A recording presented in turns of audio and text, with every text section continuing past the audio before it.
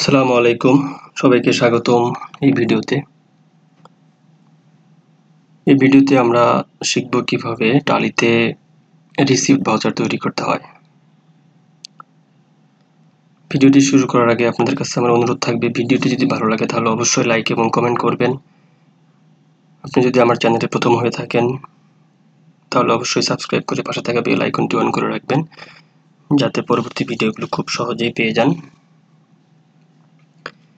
আমি মূল ভিডিওতে যাচ্ছি।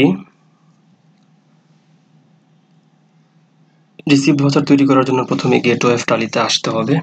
গেটওয়ে অফ টালিতে আসার পর ভাউচারে এখানে আসতে হবে, এরপর হচ্ছে এন্টার চাপ দিতে হবে। এরপর লক্ষ্য করুন এরকম ইন্টারফেস আসবে। আসার পর আপনাকে F6 অর্থাৎ ফাংশন 6 প্রেস করলে এরপর রিসিপ্ট ভাউচার এরকম ইন্টারফেস আসবে। তো প্রথমে আমরা দেখে নিই আমরা কার কাছ থেকে টাকা পেয়েছি, অর্থাৎ আমার রিসিভেবল লিস্ট আমি একটু এক নজর দেখে আসি। তাহলে স্কিপ দিয়ে ব্যাকে যাব। ব্যাকে গিয়ে আমি প্রথমে ডিসপ্লেতে আসব। ডিসপ্লেতে আসার পর অ্যাকাউন্ট বুকস, এরপর হচ্ছে গ্রুপ সামারি।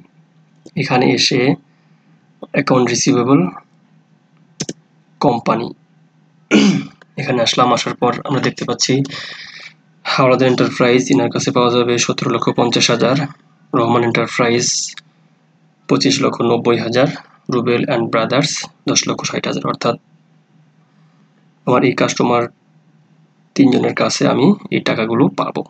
তো ধরুন আমরা রহমান এন্টারপ্রাইজ ইনার কাছ থেকে আমরা 15 লক্ষ টাকা পেয়েছি। এবার আমরা ব্যাকে যাই, ব্যাকে গিয়ে ভাউচারে আসব। এবার হচ্ছে আমরা শর্টকাটে ভাউচারে যাব, ভি প্রেস করব। ভি প্রেস করলে এরকম আসবে। আসার পর এখানে লক্ষ্য করুন ভাউচার নাম্বার অটোমেটিক বসেছে।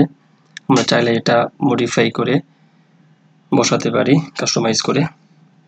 এরপর হচ্ছে অ্যাকাউন্ট, অর্থাৎ আমরা টাকাটা কিসে নিব, ক্যাশ অর হচ্ছে ব্যাংক। স্পেস বার চাপ দিব। স্পেস বার চাপ দিলে এরকম আসবে। আমার এখানে সিটি ব্যাংকের মাধ্যমে আমি টাকাটা নিব। এরপর হচ্ছে এখানে স্পেস বার চাপ দিলে লিস্ট আসবে, অর্থাৎ আমি কার কাছ থেকে টাকা নিচ্ছি। তো আমরা দেখে আসলাম রহমান এন্টারপ্রাইজ, ওর থেকে আমরা ধরুন 15 লক্ষ নিচ্ছি। এন্টার চাপ দিয়ে নিচে আসবো, অন অ্যাকাউন্ট। এরপর হচ্ছে নিচে আসব।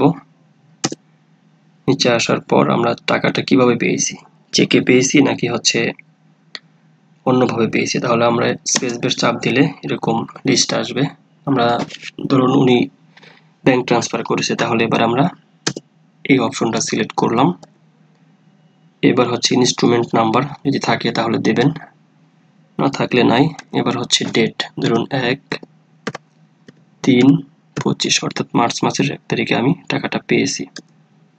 এবার ব্যাংক নেম, ব্যাংক নেম আমি আমার তো একটাই ব্যাংক, সুতরাং আমি সরাসরি চলে এসেছি। একাধিক ব্যাংক থাকলে তাহলে আমি সিলেক্ট করতাম। এবার হচ্ছে নিচে ন্যারেশন, আমি ট্রানজ্যাকশনটা যাতে সহজেই বুঝতে পারি পরবর্তীতে, সেই কারণে এখানে ন্যারেশন লিখতে হবে। আপনি আপনার মতো ন্যারেশন লিখবেন।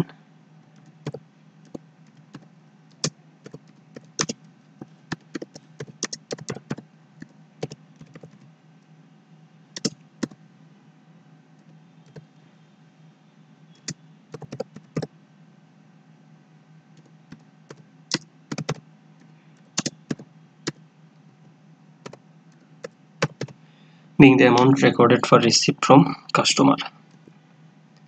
এবার হচ্ছে যদি আপনার ট্রানজ্যাকশনটা পরিপূর্ণভাবে থাকে, অর্থাৎ ঠিক থাকে, তাহলে ইয়েস দেবেন, এবং যদি মনে করেন কোথাও পরিবর্তন করতে হবে সেই ক্ষেত্রে নো দিয়ে আবার ব্যাকে আসতে পারেন। তো আমাদের ট্রানজ্যাকশনটা পরিপূর্ণ ঠিক আছে, তাহলে এবার আমরা ইয়েস দিয়ে অ্যাকসেপ্ট করব। তো এইভাবে টালিতে রিসিপ্ট ভাউচার তৈরি করতে হয়। ভিডিওটি যদি ভালো লাগে তাহলে অবশ্যই লাইক এবং কমেন্ট করবেন, আর আপনি যদি চ্যানেলটি সাবস্ক্রাইব করে না থাকেন তাহলে অবশ্যই সাবস্ক্রাইব করবেন। ভিডিওটি দেখার জন্য আপনাকে অসংখ্য ধন্যবাদ। আল্লাহ হাফেজ।